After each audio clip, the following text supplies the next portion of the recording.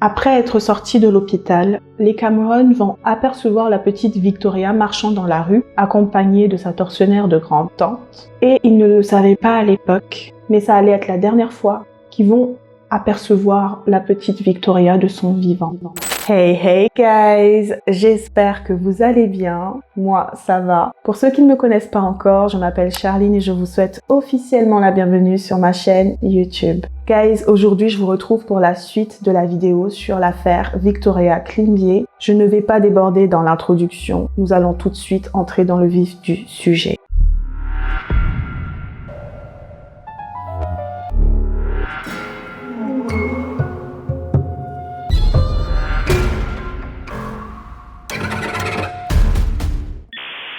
Écoutez-moi, écoutez tous.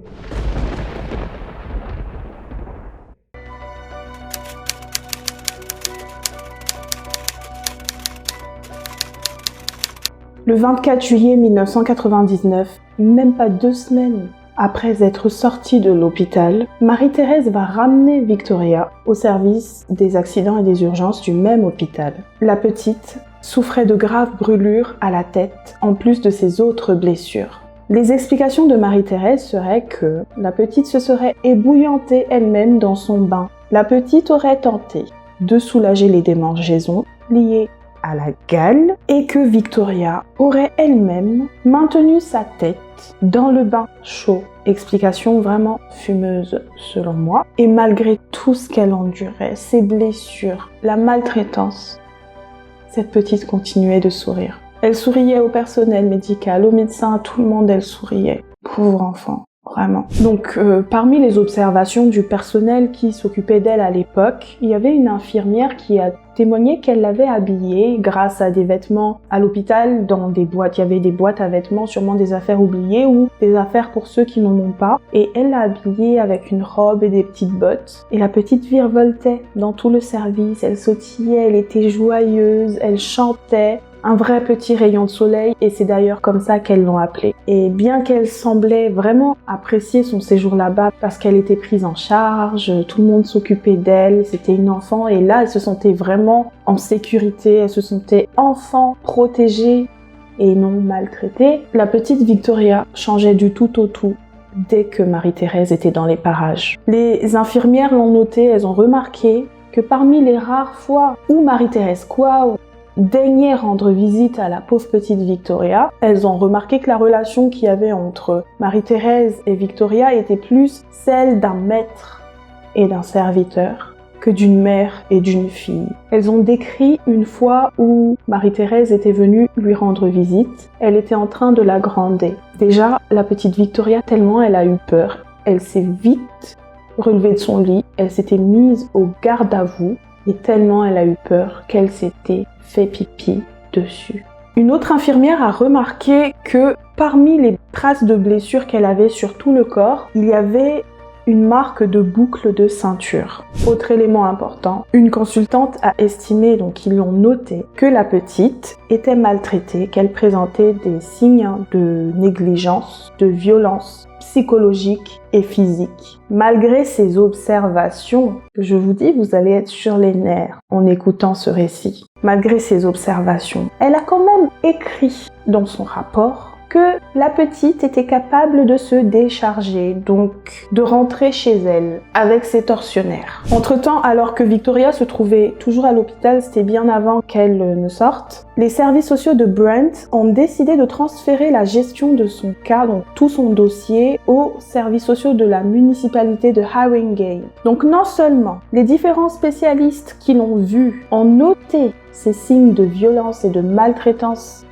psychologique et physique, mais même s'ils l'ont noté, ils l'ont quand même tragiquement négligé. Son dossier a été baladé de services sociaux en services sociaux, sans compter la police, qui a eu vent de ce qu'il arrivait, mais ils ont quand même décidé de la négliger. Et ceci, malgré les preuves qui s'accumulaient encore et encore. Le manque de communication entre ces différents services, que ce soit les services sociaux, le personnel médical ou encore la police, a fait que le cas de Victoria n'a pas été pris au sérieux. Mais alors pas du tout. Aucune mesure n'a été adoptée pour protéger cet enfant. Donc après 15 jours passés à l'hôpital, Victoria est libérée le 6 août 1999 et elle va, encore une fois, retourner à l'appartement de ses tortionnaires.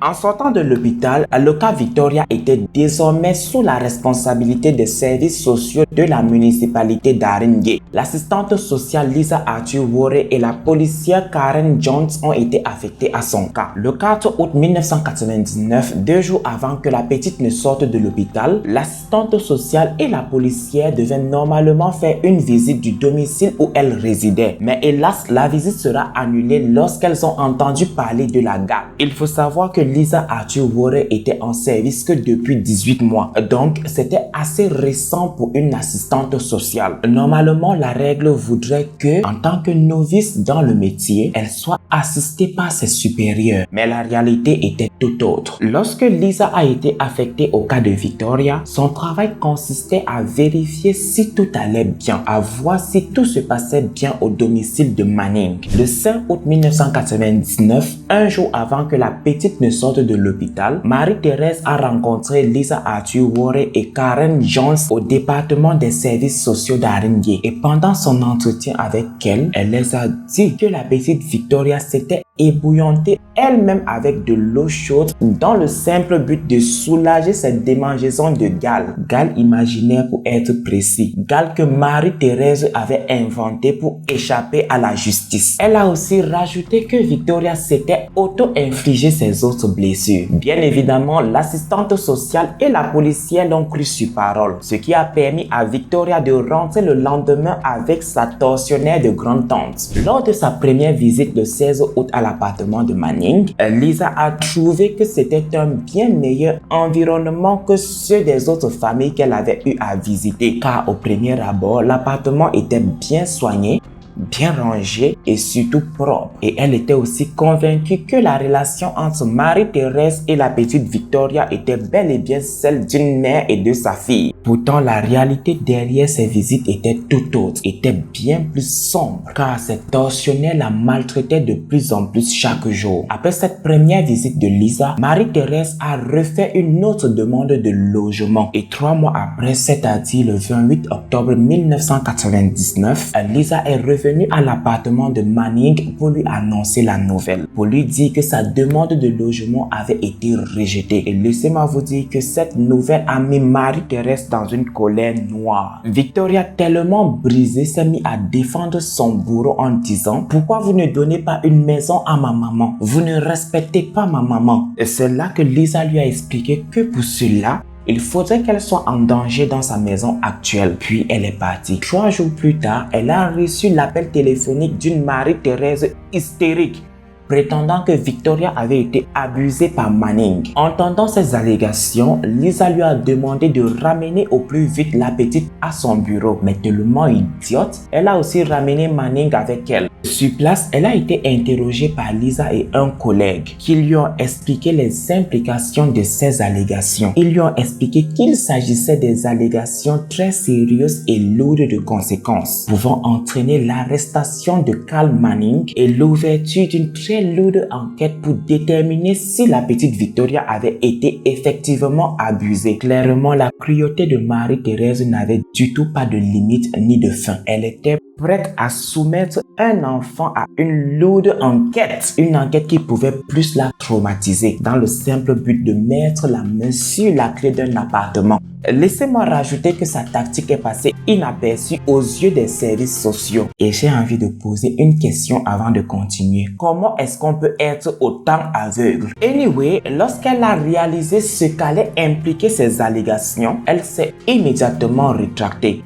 Et malgré ça, Victoria a été autorisée à rentrer avec eux. Pourtant, cela devait être une sonnette d'alarme quant à la moralité de cette femme tordue. Pendant les 5 derniers mois de sa courte vie, Victoria n'a plus du tout été vue ni par un professionnel de santé, ni par un agent des services sociaux. Car après l'épisode de l'hypothétique agression sexuelle, Lisa Arthur Worrey a tenté à plusieurs reprises de recontacter Marie-Thérèse. Mais désolée, elle était aux abonnés absents. Elle s'est même rendue à plusieurs reprises sur place après son travail et a toqué à leur porte. Mais sans réponse, personne ne lui a ouvert. Devant ce silence, elle n'a eu aucun autre choix que de demander de l'aide à la police. Mais laissez-moi vous dire que rien n'a été fait par ces derniers. Après 3 visites infructueuses à l'appartement de Manning, sa dernière tentative a été de se référer à sa supérieure en spéculant que les Manning avaient quitté la région, qu'ils étaient retournés en France. Et sans aucune preuve de ce qu'a dit Lisa, sa supérieure a écrit sur le dossier de Victoria qu'ils avaient déménagé, qu'ils avaient quitté la région. Et le 25 février 2000, ils ont clos le dossier de Victoria. Et probablement, l'une des dernières chances de sauver la vie de cette petite a été manquée.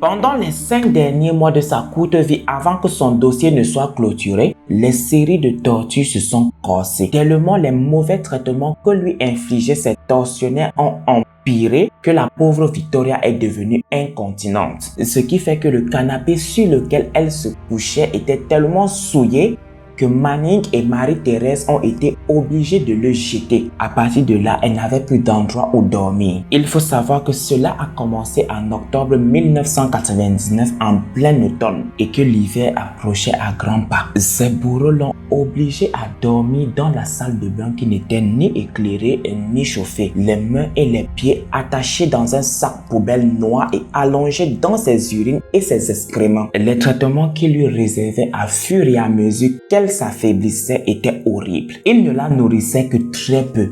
Et pendant les rares fois qu'il lui apportait à manger, c'était dans une assiette en plastique qu'il posait à côté de la baignoire. Puisque ses mains et ses pieds étaient attachés, la petite Victoria n'avait aucun autre choix que de manger la tête enfoncée, que de manger le visage enfoncé dans l'assiette comme le ferait un chien. C'est à ce moment que Lisa a tenté à plusieurs reprises de lui rendre visite, mais en vain. Et après l'avoir fait 3 fois, elle a conclu qu'ils avaient dû déménager. Alors qu'en réalité, la petite Victoria était toute seule dans l'appartement et attachée dans une baignoire. Vous vous demandez certainement pourquoi est-ce qu'elle n'a pas crié quand elle entendait quelqu'un frapper à la porte. Je dirais sûrement parce qu'elle était très fatiguée, sûrement parce qu'elle était très affaiblie, ou soit à cause du lavage de cerveau qu'elle avait subi, tellement elle était brisée psychologiquement. En plus d'être qu'une enfant, il était plus facile pour ces tortionnaires de la manipuler mentalement. Il était aussi plus facile pour ces tortionnaires d'instaurer un sentiment de peur en elle. Je n'ose même pas imaginer l'état dans lequel elle était. Et je pense que le fait qu'elle n'ait jamais su si cela allait se terminer un jour était encore pire.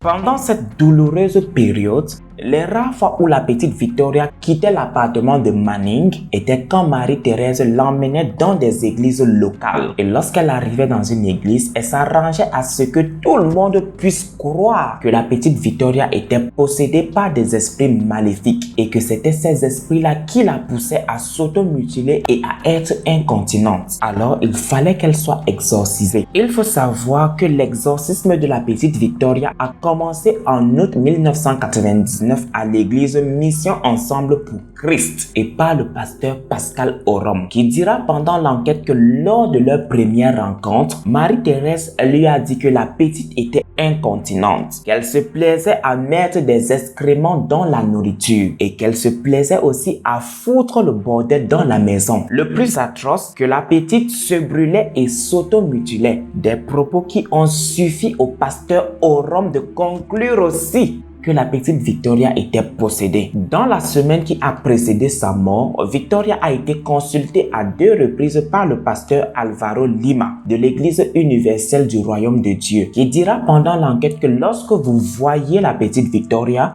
elle avait l'air d'avoir très froid, excessivement froid même, qu'elle était toujours mouillée et que ses yeux pavillonnaient comme si elle allait s'évanouir. Lorsqu'il l'a vue le 24 février 2000, un jour avant sa mort, le pasteur a déclaré qu'il soupçonnait que Victoria était négligée après que Marie-Thérèse lui ait dit que la petite était possédée par Satan. Mais il a aussi avoué, il a aussi admis n'avoir rien fait pour contacter les services sociaux quant à ses préoccupations. Le 24 février 2000, Marie-Thérèse a emmené Victoria à l'église du pasteur Alvaro Lima pour une autre séance d'exorcisme. Cette fois-ci, le pasteur, avant de commencer sa séance d'exorcisme, a tenu à bien regarder la petite Victoria. Et c'est là qu'il a constaté qu'il n'était du tout pas sur un cas de possession et a insisté à ce que la grand-tante de Victoria l'emmène à l'hôpital. Mais voyant qu'elle n'avait clairement pas l'intention de le faire, il a pris l'initiative d'appeler un taxi afin que la petite soit emmenée à l'hôpital. Lorsque le taximan a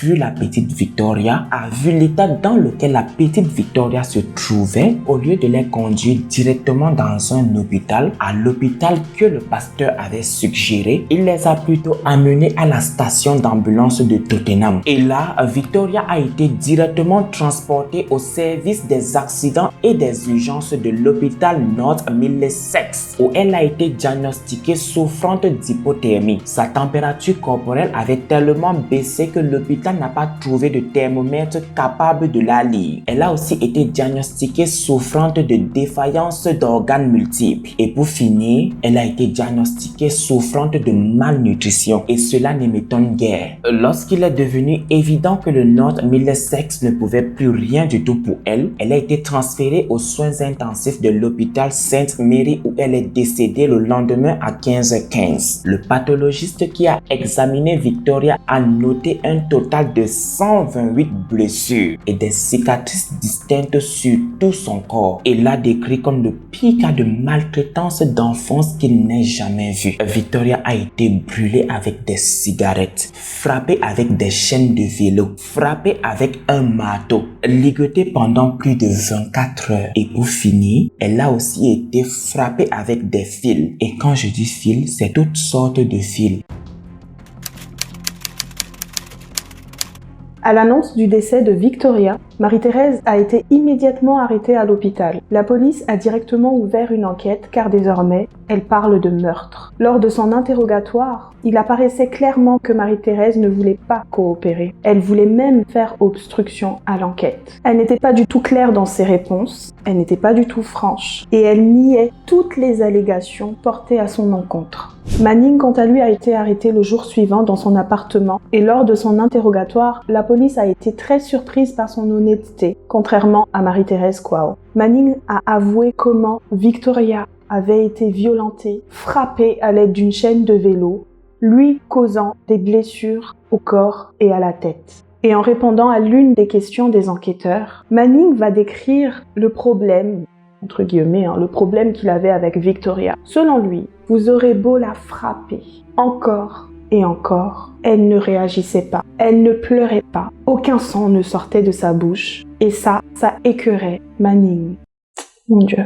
Comme si c'était normal de frapper une enfant. Donc, en plus des déclarations faites lors des interrogatoires des suspects, la police s'est également rendue à l'appartement de Carl Manning pour récupérer des preuves médico-légales. Sur place, ils ont découvert qu'il y avait de nombreuses bouteilles d'eau de Javel et que, bizarrement, l'appartement avait été soigneusement nettoyé. Ce qui signifie que lorsqu'il a entendu que sa chère dulcinée Marie-Thérèse Kouao s'était faite choper par la police, il s'est rapidement précipité à la supérette du coin pour se procurer un stock suffisant de quoi nettoyer la scène de crime. Heureusement, même s'il a utilisé de l'eau de Javel pour nettoyer la scène de crime, grâce aux techniques médico-légales, je pense qu'ils ont utilisé le luminol. C'est peut-être pour ça. Ils ont quand même réussi à prélever des échantillons de sang dans la salle de bain, sur les murs et même dans la baignoire, ainsi que les meubles de la pièce à vivre et dans la chambre à coucher du couple. Donc les enquêteurs, ils ont pu quand même récupérer une quantité très importante de sang, ce qui laisse imaginer en fait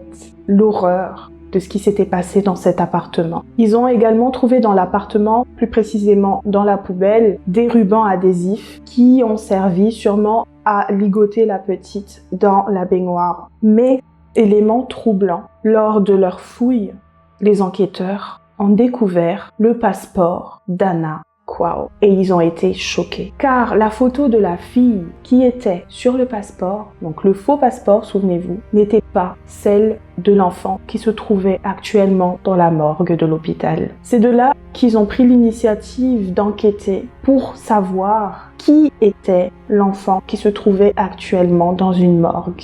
Après des semaines et des semaines d'enquête, la police a finalement retrouvé la trace des parents biologiques de Victoria. Ceux-ci se trouvaient en Côte d'Ivoire, à près de 5000 km de Londres.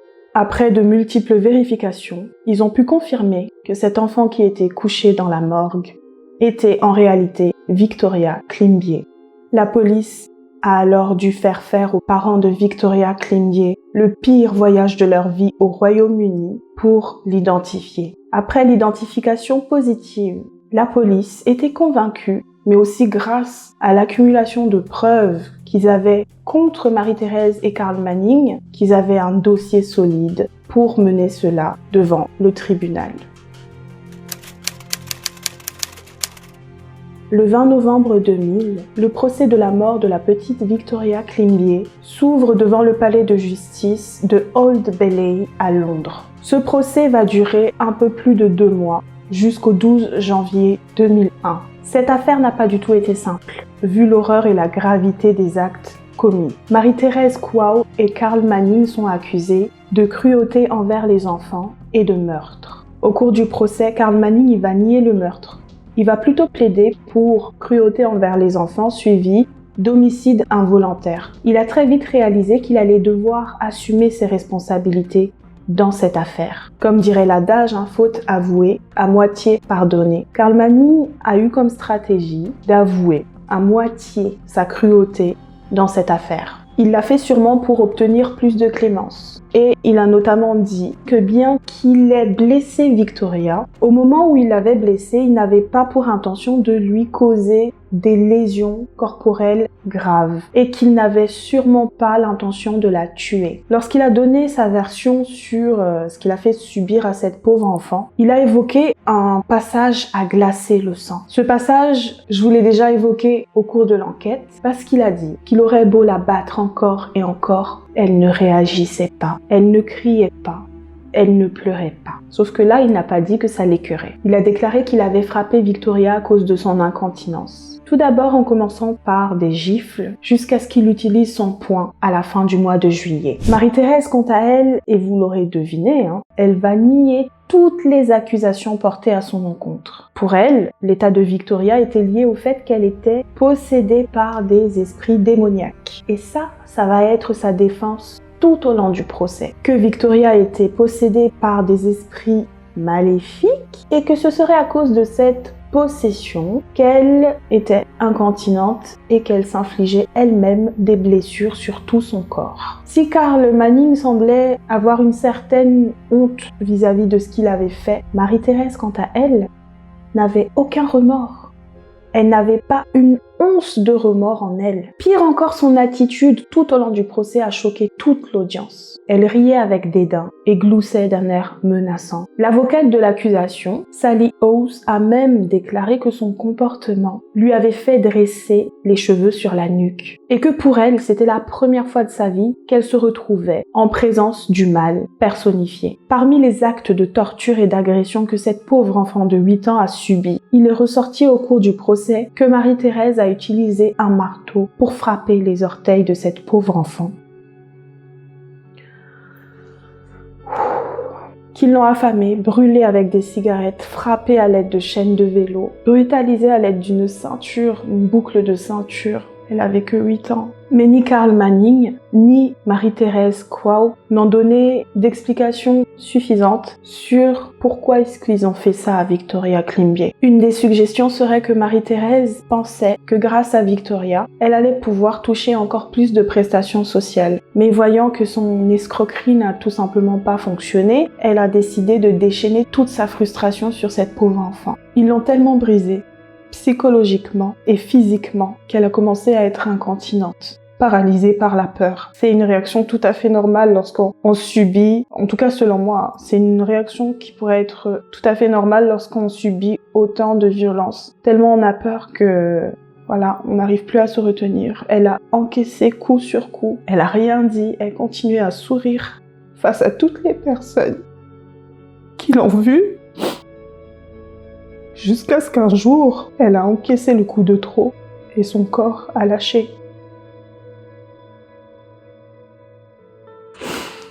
Ça va être dur. Je suis désolée, guys, je vous ai prévenu que cette affaire va être vraiment compliquée. J'ai pas pu me retenir. C'est vraiment dur. Bref. Le jury, en fait, il va prendre 4 jours pour pouvoir délibérer vu la gravité de l'affaire. Donc le 12 janvier 2001, soit près d'un an après la mort de Victoria Climbié, Marie-Thérèse Kouao, 44 ans à l'époque, et Carl Manning, 28 ans à l'époque, étaient déclarés coupables de meurtre et de maltraitance envers les enfants et ils étaient condamnés à perpétuité. Avant de clore la séance, le juge il a déclaré ceci. Ce que Victoria a enduré était vraiment inimaginable. Elle est morte de vos 2 mains, une mort solitaire et prolongée. Il a également rajouté que toutes les personnes qui ont été impliquées dans l'affaire Victoria Climbié ont été aveuglément incompétente. Carl Manning a été écroué à la prison de haute sécurité de Wakefield, tandis que Marie-Thérèse Kouao a été écrouée à la prison de Durham.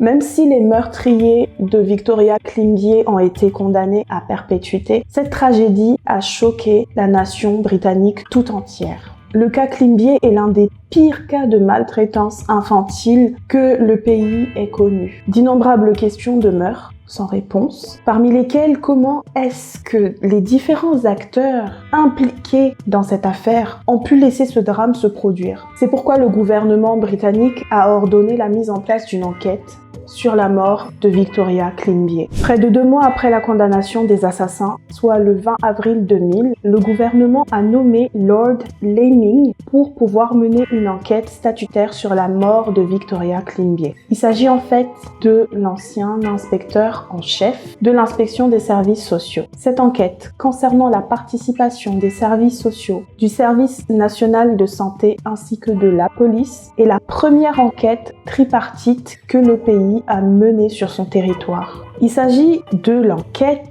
sur la protection de l'enfance la plus chère de l'histoire britannique, car elle a coûté plus de 3,8 millions de livres sterling à l'État. Plus de 1500 documents ont été rassemblés et 270 témoins ont été entendus dans une enquête qui comprenait 2 phases. La première phase consistait à enquêter sur l'implication des personnes et des agences dans la mort de Victoria Climbié. Donc ils ont analysé chronologiquement et en détail tous les événements ayant conduit à la mort de cette pauvre enfant, pour essayer de comprendre comment est-ce que ça a pu se passer au Royaume-Uni. C'est dans cette première phase, justement, qu'ils ont interrogé les 270 témoins et qu'ils ont analysé plus de 1500 documents. Toute cette phase a été conduite sous la forme d'une audience, donc comme si c'était un deuxième procès dans cette affaire, et elle a duré près d'1 an. Donc elle a commencé le 26 septembre 2001 et elle s'est terminée le 31 juillet 2002. La seconde phase, quant à elle, consistait à trouver des solutions en formulant des recommandations pour que ce genre de drame ne se reproduise plus au Royaume-Uni. C'était sous la forme d'un séminaire, donc il y avait 5 séminaires en tout, qui portaient sur le système de protection de l'enfance en général. Et ces séminaires ont duré en tout près d'1 mois et demi. Ça a commencé le 15 mars et ça s'est terminé le 26 avril 2002. Donc pourquoi je vous dis tout ça? L'objectif, ce n'est pas de vous détailler tout ce qui s'est passé tout au long de cette enquête publique. C'est juste pour relever les points importants et les points marquants de cette enquête. Donc tout d'abord, les parents de Victoria Climbié. Il faut savoir qu'ils ont été invités à assister à l'enquête, donc ils étaient présents tout au long de la procédure. Si on n'a pas voulu évoquer la présence des parents de Victoria Climbié lors du procès pénal, pour la condamnation des 2 assassins, c'est parce qu'ils étaient là, mais ils étaient là en qualité de témoins, donc ils n'ont pas été présents tout au long du procès, contrairement à l'enquête publique où ils étaient là tout au long de la procédure. C'était donc à ce moment-là qu'ils ont entendu pour la première fois les témoignages sur ce qui s'était réellement passé et qui a conduit à la mort de leur fille. Donc, ils ont entendu toutes toutes les personnes de près ou de loin qui ont été en contact avec Victoria Klimbye. Qu'il s'agisse de ses meurtriers, des amis, des voisins, des services sociaux, des personnels de santé ou encore de la police. Ici, je vais vous présenter les plus importants, donc ceux de Carl Manning, Marie-Thérèse Quao, de la dernière assistante sociale qui était en charge du dossier de Victoria Klimbye, donc Lisa Arthur Worey. Donc tout d'abord, comme ils purgeaient déjà leur peine en prison, les meurtriers de Victoria Klimbye devaient témoigner par visioconférence. Donc Carl Manning, il a témoigné par visioconférence et il a dit que lui et Marie-Thérèse Quao ont commencé à maltraiter Victoria lorsqu'elle a commencé à se mouiller jusqu'à devenir incontinente. L'incontinence urinaire de Victoria Klimbye a commencé une semaine après qu'elle et sa grande-tante Marie-Thérèse Quao ont emménagé chez Carl Manning. Il s'en est suivi une dispute entre le couple à cause de cette incontinence, selon Carl Manning. C'est de là que Manning a commencé à vouloir discipliner Victoria. Ce sont ses mots, ce ne sont pas les miens. Tout d'abord, il a voulu la discipliner en la giflant jusqu'à ce qu'il utilise son poing à la fin du mois de juillet. Il a également décrit une des scènes de dispute qu'il avait eue avec Marie-Thérèse Quao. C'est une dispute qui s'est passée le jour de la Saint-Sylvestre, donc le 31 décembre 1999 au soir, donc à cheval entre Saint-Sylvestre et Nouvel An. Et selon lui, Marie-Thérèse était assise à l'arrêt de bus. Elle s'est jetée à terre. Elle a commencé à se rouler par terre et à donner des coups de pied, comme un enfant gâté. Au bout d'une minute environ, elle s'est finalement levée du sol et elle a commencé à marcher pieds nus jusqu'à l'appartement pour libérer Satan de son sac. Donc voilà l'essentiel du témoignage de Carl Manning. Nous allons maintenant passer à celui de Marie-Thérèse Quao.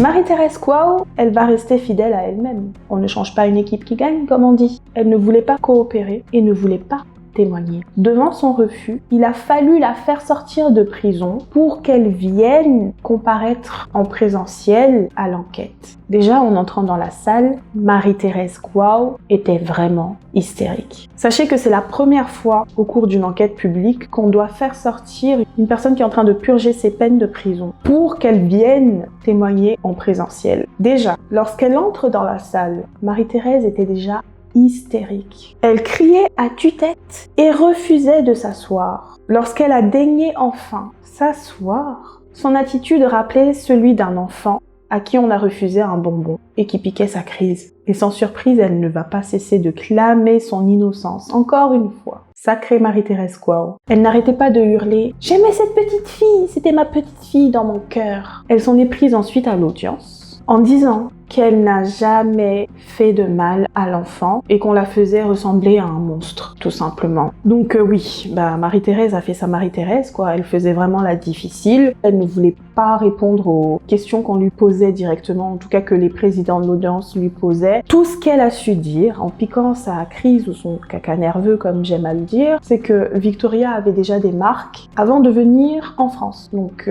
avant de quitter l'Afrique. Ensuite, elle va changer de version en disant que ces marques étaient apparues après la mort de Victoria. J'ignorais qu'elle avait des compétences en tant que médecin légiste. Elle devrait peut-être postuler, qui sait? Peut-être qu'en prison, elle pourra faire des choses. Je suis désolée, je prends tellement cette affaire à cœur que je ne peux pas m'empêcher de commenter. Bref, donc voilà. Elle disait que les marques étaient apparues après la mort de la petite. Ensuite, elle a dit que les photographies qui montraient les brûlures de la pauvre petite Victoria étaient en fait truquées. Elle a dit que les photos étaient truquées. Elle a également crié que les gens en Angleterre conspiraient contre elle pour la faire tomber et pour la dépeindre comme étant un monstre, la méchante de l'histoire. Alors qu'en réalité, c'était une très bonne maman de l'année, il faudrait peut-être lui donner même le trophée. Que c'était une très bonne maman, une très bonne grand-mère et qu'elle savait comment aimer les enfants et les éduquer. Et elle savait comment s'en occuper.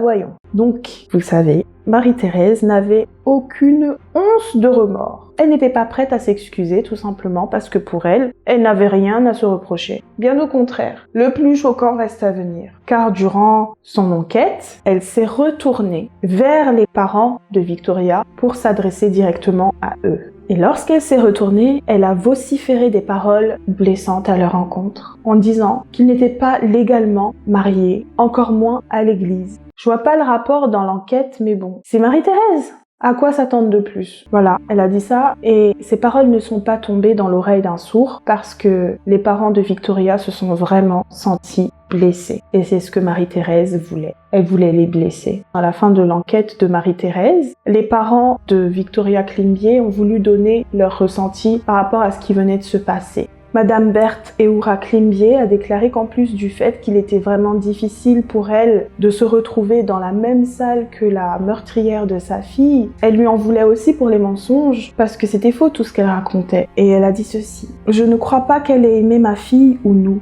Si elle nous avait aimés, ma fille serait là maintenant. » Monsieur Francis Klimbié, quant à lui, s'était plaint que Marie-Thérèse ne leur ait pas présenté des excuses et qu'elle n'ait pas montré en fait une seule once de sensibilité à leur égard. Il a aussi voulu revenir sur les calomnies que Marie-Thérèse a portées à leur rencontre, en affirmant qu'ils s'étaient en fait mariés 3 fois. Donc au final, cette audition de Marie-Thérèse n'a rien apporté de plus à l'enquête qu'une perte de temps doublée d'une crise d'hystérie d'une femme qui pense qu'elle n'a rien à se reprocher, qui n'a aucun remords et qui ne veut pas du tout demander pardon à qui que ce soit et qui pense que le monde entier conspire contre elle. Maintenant, nous allons passer à la dernière assistante sociale qui s'est chargée du dossier de Victoria Klimbié, donc Lisa Arthur Worrey. Donc Lisa est celle qui a subi de plein fouet l'indignation de la presse sur la mort de cet enfant. Lorsque Lisa a témoigné, elle était dans un état très fragile. Elle a accusé ses employeurs d'avoir fait d'elle un bouc émissaire dans cette affaire. Pour rappel, c'était une jeune travailleuse avec uniquement 2 ans d'expérience dans le domaine de la protection de l'enfance lorsqu'elle a pris le dossier Klimbié. Elle a en outre reproché à ses supérieurs ainsi qu'à son département de ne pas l'avoir correctement guidée lorsqu'elle devait prendre en charge le dossier de Victoria. Et on a découvert au cours de cette enquête qu'en fait, Lisa, elle était surchargée de travail. C'est-à-dire qu'elle devait prendre en charge plus de cas que ne lui permettait le quota ainsi que les directives. Donc elle était un peu dans l'illégalité. Ses supérieurs lui ont submergé de travail. Donc au début, lorsqu'elle a pris en charge le cas de Victoria, elle avait comme supérieure une femme du nom de Carole Baptiste. D'ailleurs, en parlant de cette dame, Carole Baptiste, dans un premier temps, elle avait refusé de témoigner à l'enquête. Elle a refusé d'assister aux audiences avant de changer d'avis lorsqu'elle s'est rendue compte en fait des risques qu'elle pouvait encourir si elle refusait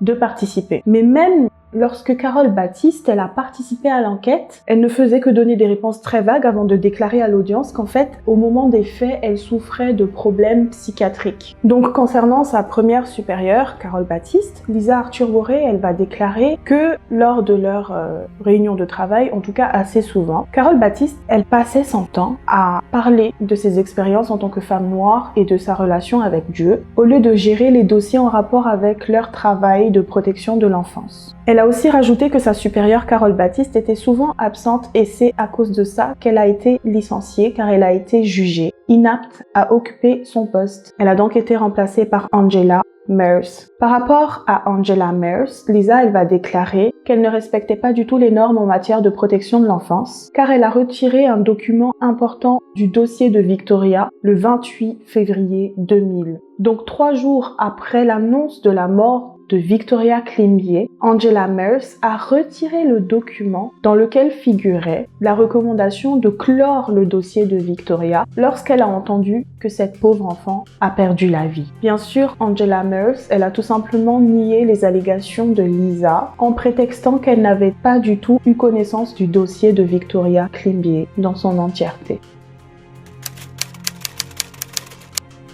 Sûrement, la plupart d'entre vous avaient soulevé la question du racisme dans l'affaire Victoria Klimbié. La question a aussi été soulevée lors de l'enquête publique. Est-ce dû au fait que Victoria Klimbié était noire qui a fait de sorte qu'elle soit autant négligée au point de perdre sa vie? C'est une très bonne question. C'est une question pertinente, mais aussi complexe. Selon l'une des intervenantes au séminaire de l'enquête, Madame Ratna Dutt, directrice de la Race Equality Foundation, Fondation pour l'égalité des races, Victoria était une enfant noire qui a été tuée par 2 noirs. Durant sa courte vie au Royaume-Uni, la majorité des professionnels qui ont été en contact avec elle étaient aussi des noirs. Par exemple, Lisa Arthur Worrey, l'assistante sociale, et Karen Jones, la policière. Madame Ratna Dutt souligne que dans ce scénario, on pourrait être tenté tenté de conclure qu'il n'y avait pas lieu de crier au racisme. Mais ce serait trop simpliste, car le racisme peut s'exprimer autrement que par le biais de la discrimination, par exemple avec l'inaction liée à toutes sortes d'idées reçues. Entre autres, Lisa a déclaré que lorsqu'elle a lu les notes des infirmières sur le fait que Victoria était toujours au garde à vous devant Marie-Thérèse et Carl Manning, elle a conclu que ce type de relation pouvait être observé dans de nombreuses familles afro-caribéennes, car le respect et l'obéissance sont des caractéristiques très importantes du scénario familial afro-caribéen. Mais les parents de Victoria ont dit que c'était faux, que leur fille n'était du tout pas obligée de se tenir d'une manière aussi formelle lorsqu'elle était avec eux en Côte d'Ivoire. À plusieurs reprises aussi, les médecins ont constaté les marques sur le corps de Victoria, mais ont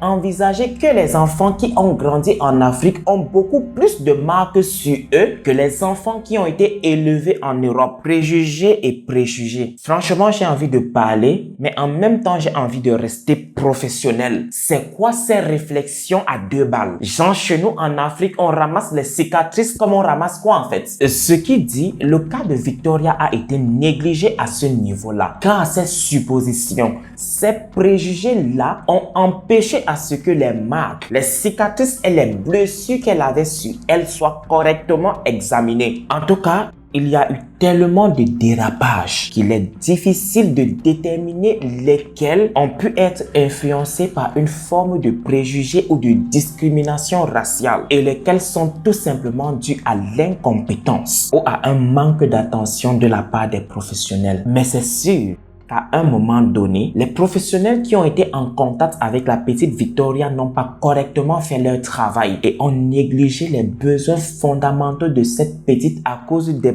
préjugés sur ses origines. En août 2002, Carol Baptiste, l'ancienne supérieure de Lisa Arthur Worre, a été condamnée à verser une amende de 500 livres sterling, soit 600 €, pour avoir délibérément omis d'assister à l'enquête publique sur l'affaire Victoria Climbié, une somme dérisoire, insignifiante et surtout insultante quant à une vie perdue. Quant à Lisa Arthur Worre et Angel Mers, sa seconde supérieure, elles ont été licenciées en septembre 2002 et leurs noms ont été par la suite rajoutés dans la loi de 1999 relative à la protection des enfants, ce qui dit qu'elle ne pouvait du tout plus. Elle n'avait du tout plus le droit de travailler avec des enfants. En 2004, Lisa a fait appel de son licenciement en affirmant qu'elle avait été dupée par Marie-Thérèse et Carl Manning, trompée par les rapports médicaux, mal conseillée par ses responsables. En gros, qu'elle était le bouc émissaire pour les échecs des autres. Mais malheureusement, son appel a été rejeté. Angela, quant à elle, a fait appel de son interdiction de travailler avec des enfants en 2004 et a eu gain de cause. Toujours en 2004, les officiers qui étaient impliqués dans l'affaire Victoria Climbié ont été accusés de mauvaise gestion, ou je voulais dire de mauvaise conduite. J'ai tantôt oublié de vous dire que les officiers de police étaient au nombre de 7, que parmi les 7 officiers impliqués dans l'affaire Victoria Climbié, 6 ont gardé leur emploi. Certains ont été réprimandés et avertis, tandis que la 7e, qui n'était autre que Karen Jones, a perdu son emploi. Charline, j'espère que tu ne vas du tout pas couper cette partie au montage, parce qu'il était primordial pour moi de mettre l'accent dessus. À vous maintenant de conclure si c'était un acte de racisme ou non, parce que les autres 6 officiers impliqués dans cette affaire étaient des blancs. Karen Jones était une noire. Maintenant, chez les professionnels de santé, le General Medical Council a abandonné les accusations de faute professionnelle contre le docteur Schwartz. Si vous vous souvenez, c'est le docteur qui avait fait un rapport médical de sa bouche en disant que la petite Victoria avait la gale, tout simplement parce qu'elle avait entendu Marie-Thérèse le dire. Enfin, en 2005, Lisa Arthur Worre a de nouveau fait appel, mais cette fois-ci, c'était pour son interdiction de travailler avec des enfants. Elle aussi, elle a obtenu gain de cause. Le gouvernement a placé le département des services sociaux d'Aringé sous des mesures spéciales, nécessitant une surveillance étroite par l'inspection des services sociaux. Des allégations ont été formulées selon lesquelles entre 2004 et 2005, les cadres supérieurs du conseil d'Aringé ont ignoré des cas de maltraitance d'enfants et sont devenus hostiles à l'encontre d'un travailleur social lorsqu'il a voulu dénoncer ces abus.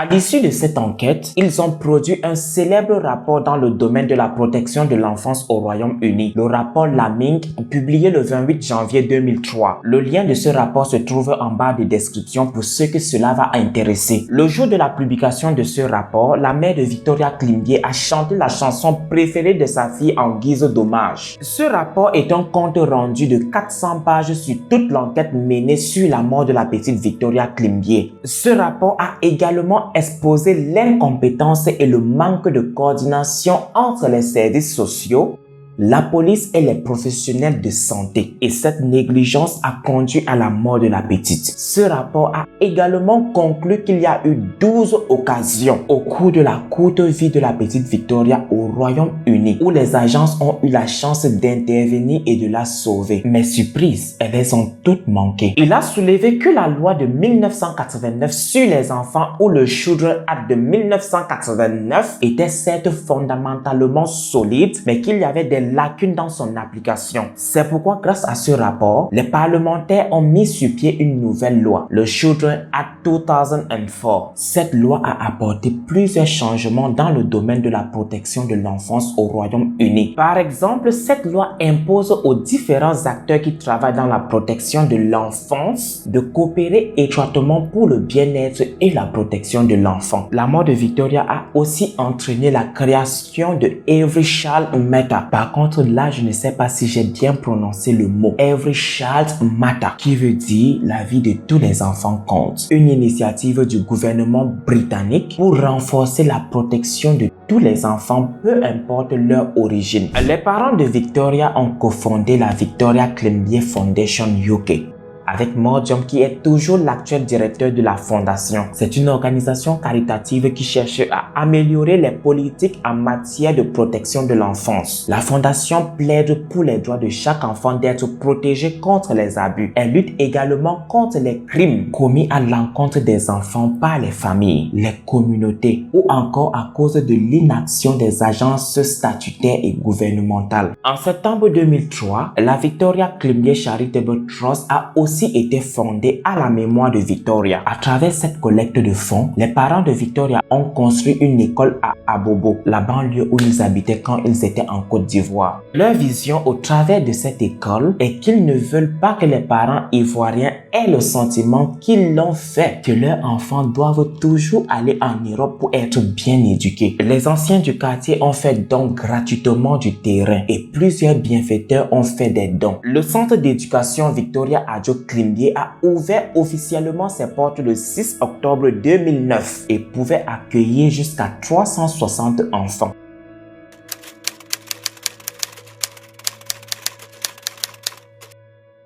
Malgré le choc émotionnel qu'ils ont subi après la perte de leur fille, les parents de Victoria Klimbié restent quand même emplis de grâce et de pardon. Francis et Berthe Klimbié se sont de plus en plus raccrochés à leur foi religieuse. En leurs propres mots, ils vont dire qu'ils ont trouvé la paix en eux-mêmes intérieurement. Et ils ont trouvé la paix avec Marie-Thérèse Kouao. Car depuis le début, ou en tout cas après avoir réagi à ce qu'elle a dit à l'enquête, ils s'étaient mis d'accord pour finalement la pardonner. La mère de Victoria a rajouté qu'elle n'a pas à condamner Marie-Thérèse pour ce qu'elle a fait, car elle a été condamnée par la justice et qu'actuellement, elle est en train de purger ses peines. Maintenant, elle est enfermée toute seule. Berthe Klimbié prie juste pour que Marie-Thérèse médite sur ses actions et demande pardon à son tour. Chose qui, dans la réalité, on le sait, est quasiment impossible. Alors que Marie-Thérèse, elle n'a montré aucun remords et n'a demandé pardon. Karl Manning, son petit ami, quant à lui, il a demandé pardon aux parents de Victoria Klimbié. Il faudrait un miracle pour que Marie-Thérèse Kouao trouve la paix, vu son tempérament difficile et sa facilité à obliger les autres à accepter ce qu'elle dit sans possibilité d'argumenter. Vous vous demandez sûrement pourquoi est-ce que les parents de Victoria Klimbié ont si facilement accepté de confier leur fille à Marie-Thérèse Kouao. Voici leurs mots à ce propos. Beaucoup de gens en Angleterre nous ont demandé pourquoi nous avions donné Victoria. Je tiens à dire que nous ne l'avons pas trahie. Dans la société africaine, les enfants ne sont pas seulement les enfants de leurs parents, mais les enfants de leurs tantes et oncles, grand-mère et grand-père, frères et sœurs. Le plus grand des privilèges est qu'un proche vous propose d'éduquer votre enfant à l'étranger. En Afrique, nous ne pouvons survivre que parce que ceux qui réussissent se sentent le devoir d'aider ceux qui ne réussissent pas. Cette réalité que nous connaissons plus que très bien soulève d'ailleurs une triste réalité de notre continent, c'est-à-dire le manque d'infrastructures accessibles pour assurer un meilleur avenir et une très bonne éducation aux générations futures. Le savoir coûte de l'argent et ce n'est pas tout le monde malheureusement qui en a les moyens en Afrique de pouvoir éduquer correctement leurs enfants et leur assurer un meilleur avenir. Mais il y a aussi le problème de la glorification, entre guillemets, de ceux qui partent à l'étranger. Le cas de Victoria nous met aussi face à une autre réalité. Ce n'est pas tout le monde qui a une âme charitable et ce n'est pas tout le monde qui peut être bon. Même au sein de la famille, il peut y avoir des personnes mal intentionnées capables de se servir de nos propres enfants pour parvenir à leurs fins. Et dans le cas contraire, attenter à leur vie. Les parents de Victoria Klimbié ont également révélé que le jour du départ de leur fille en France avec Marie-Thérèse Kouao, cette dernière, elle leur a promis de leur envoyer des photos, mais aussi de venir pendant les vacances d'été. Je peux vous dire aujourd'hui qu'elle n'a jamais tenu ces promesses-là, elle n'a jamais envoyé de photos. Ce n'est que lorsqu'une de ses sœurs les a rendues visite en Côte d'Ivoire qu'elle a rapporté quelques photos de Victoria. Lorsqu'ils ont vu ces photos, selon eux, elle semblait être heureuse et en bonne santé. Ensuite, ils ont appris que Marie-Thérèse avait été promue par la compagnie aérienne qui l'employait. C'est pourquoi donc elle devait déménager à Royaume-Uni et plus précisément à Londres. Mais maintenant, on sait que ce n'était que pur mensonge. Une excuse pour ne pas venir les rendre visite en Côte d'Ivoire avec la petite Victoria pendant les grandes vacances. Et le papa de Victoria a confié également qu'il avait même pris l'initiative d'organiser un appel téléphonique pour avoir des nouvelles de sa fille. Donc, à l'époque, il n'avait pas les moyens en fait de s'acheter un téléphone portable et il a planifié ça en se rendant dans les cabines téléphoniques. C'est comme ça qu'on appelle ça en Côte d'Ivoire. Chez nous, on appelle ça des taxiphones. En fait, ce sont des personnes qui ont des portables. Elles ont des portables et vous venez là-bas, vous payez une certaine somme et vous passez des appels. Mais lorsqu'il a planifié cet appel, les lignes sonnaient dans le vide. Il n'a pas réussi à avoir ni Marie-Thérèse, ni sa fille Victoria. La vérité sur ce qui s'était réellement passé à propos de leur fille a éclaté finalement en mars 2000, lorsque le papa de Victoria Klimbié a reçu un message de son oncle Augustin Aka, le frère de Marie-Thérèse Kouao. Dans son message, il disait que la police de Londres voulait les contacter pour leur annoncer une mauvaise nouvelle. Donc voilà, il a eu les policiers au téléphone et leur message a fait l'effet d'une bombe. Sur la réaction de la famille élargie des Klimbié par rapport à la mauvaise nouvelle de la mort de Victoria Klimbié, il faut savoir que la mauvaise nouvelle a créé des tensions au sein de la famille, au sein du clan élargi. Il y a ceux qui se sentent coupables par association de ce que Marie-Thérèse Kouao a fait, donc ceux du côté père, et d'autres qui refusaient de croire en ce qu'elle faisait, ainsi que d'autres qui étaient en colère parce que voilà, la famille du père a fait ça à la famille de la mère. Mais c'est à l'annonce du verdict que finalement ceux qui n'y croyaient pas ou ceux qui étaient en colère s'étaient finalement résignés, et puis de toute façon, même s'ils se sentent coupables, ce n'est pas de leur faute, c'est de la faute de Marie-Thérèse Kouao, et il n'y a que elle qui devrait porter la responsabilité selon nous.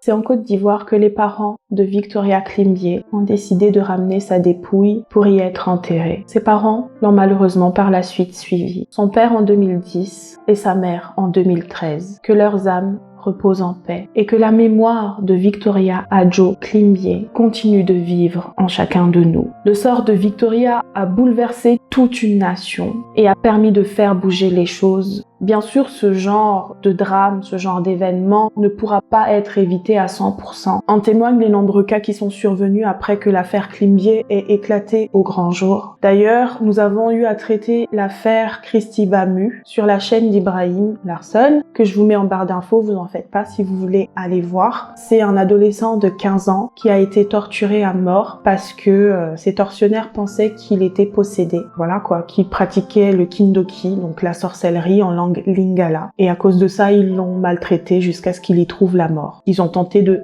l'exorciser. Néanmoins, on peut dire qu'à bien des égards, Victoria n'est et ne sera pas morte en vain. Car ils ont fait bouger les choses et car il nous appartient à tout un chacun de continuer à la faire vivre dans nos mémoires. De la faire vivre en soutenant la fondation qui porte son nom, de la faire vivre en partageant cette vidéo au maximum, car elle est inconnue de la sphère francophone. Bien sûr, elle est connue dans son pays natal qui est la Côte d'Ivoire, mais dans le reste du monde, très peu connaissent ce qui est arrivé à cette pauvre enfant. Donc, partagez cette vidéo au maximum. Mais surtout, si vous avez connaissance de cas de maltraitance infantile dans votre entourage, agissez et signalez pour éviter qu'une autre Victoria ne se rajoute à la liste des enfants négligés et torturés jusqu'à y trouver la mort. Beaucoup d'enfants à l'étranger ou même sur le continent africain sont confiés comme ça à des amis ou à de la famille dans le cadre privé. Ces enfants ils passent entre les mailles du filet parce que les personnes qui